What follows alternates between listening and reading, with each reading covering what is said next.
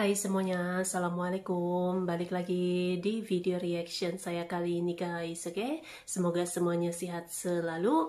Nah, kali ini saya mau tengok video tentang ini ya. Survei Harvard University yang melibatkan 220.000 responden dari 22 negara mengatakan Indonesia adalah negara paling berkembang mengalahkan Inggris dan Israel.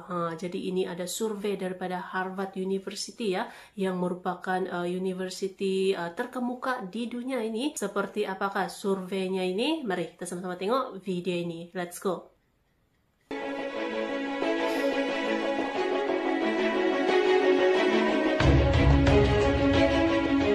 Halo friend, kembali lagi di Amanda Channel.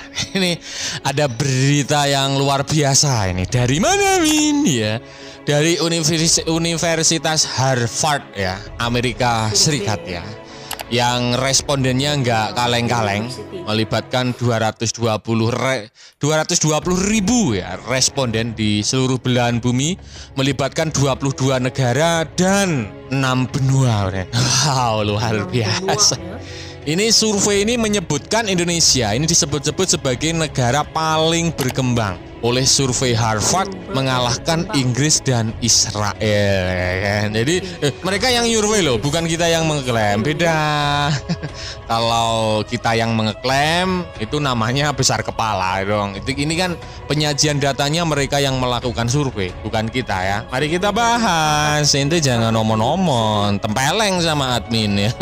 Seperti itu. Nah, ini Indonesia ini disebut sebagai negara paling berkembang ya, berdasarkan survei yang dilakukan Universitas Harvard Amerika Serikat. Bahkan Indonesia mampu mengalahkan Israel serta negara besar ya, Israel, Inggris ya. Nah, pada penelitian yang disebut studi perkembangan global, survei itu menanyakan tentang kesehatan fisik ya, kebahagiaan, rasa makna, karakter, hubungan, keamanan finansial dan kesejahteraan spiritual seseorang.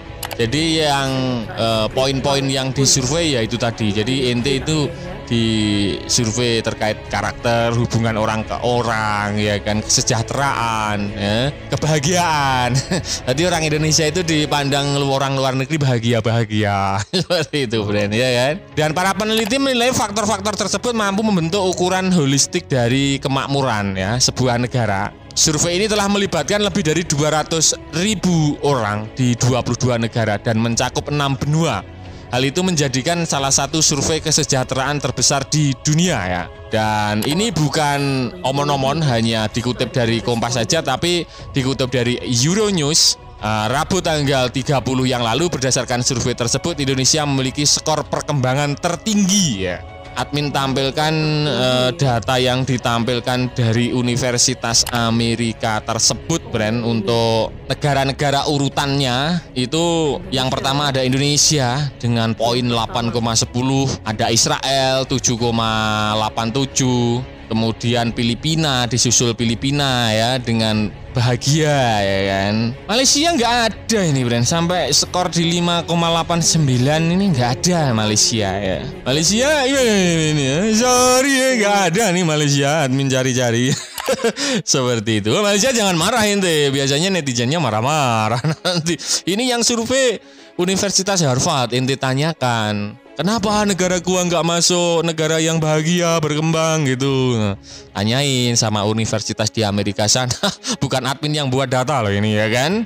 Sedangkan Inggris dan Turki menjadi 3 negara dengan skor terbawah, yang dilanjutkan Jepang di juru kunci. Urutan negara-negara ini tak selalu sesuai dengan yang kami antisipasi, ujar salah satu penulis studi dan peneliti Universitas Harvard, Tyler Van der Wel.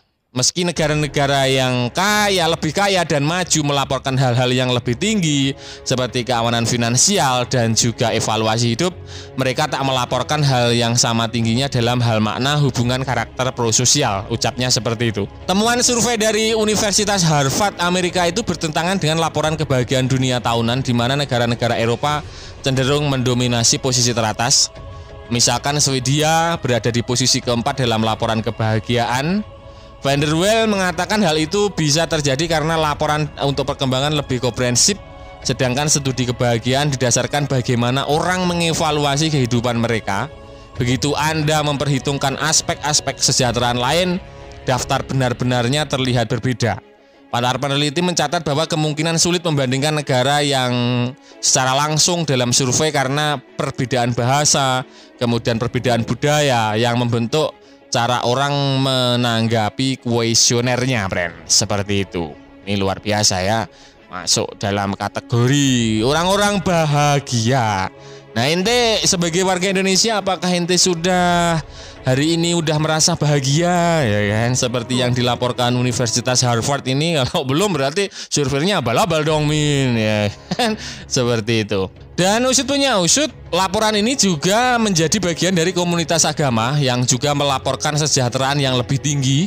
Demikian temuan peneliti tersebut bahkan menghadiri ketika agama selama masa kanak-kanak membantu memprediksi apakah seseorang akan berkembang saat dewasa. Usia juga tampak memainkan peran utama dalam bagaimana orang-orang bernasib, meskipun trennya berbeda di setiap negara. Di Australia, Brasil, dan Amerika Serikat, kemakmuran meningkat seiring bertambahnya usia, tetapi menurun seiring bertambahnya usia di Polandia dan Tanzania, Bren. Seperti itu. Nah, Bren, itu tadi ya pembahasan admin seputar usut punya usut ini menurut survei yang dilakukan Universitas Harvard Amerika Serikat. Ini Indonesia kalahkan Inggris dan Israel menjadi negara yang bahagia, sejahtera gitu ya, Bren. Ya, kira-kira bagaimana menurut kalian terkait berita ini? Apakah cukup ketar-ketir? Silahkan baku hantam di kolom komentar.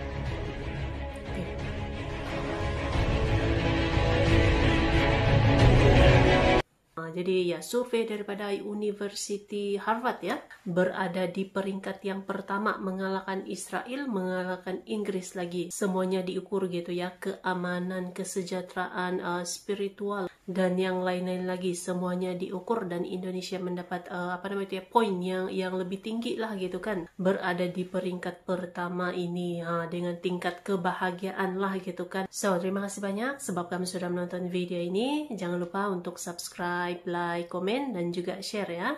Kita bertemu lagi di video reaction saya yang seterusnya. Assalamualaikum.